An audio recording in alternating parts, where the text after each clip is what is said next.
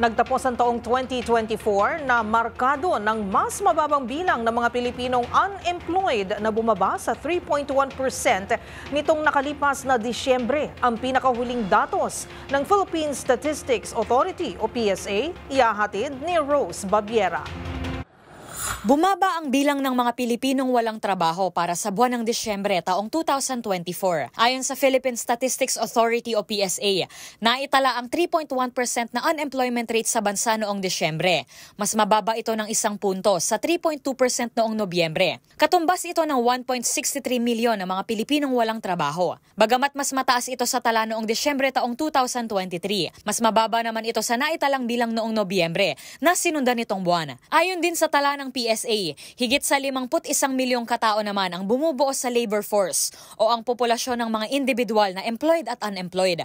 Samantala, 10.9% naman ang underemployed o may trabaho pero hindi full-time. Sakop pa rin ng sektor ng serbisyo ang pinakamataas na bilang ng mga Pilipinong may trabaho na sinundan ng sektor ng agrikultura at industriya. Para sa MBC TV Network News, ito si Rose Babiera ng DZRH TV.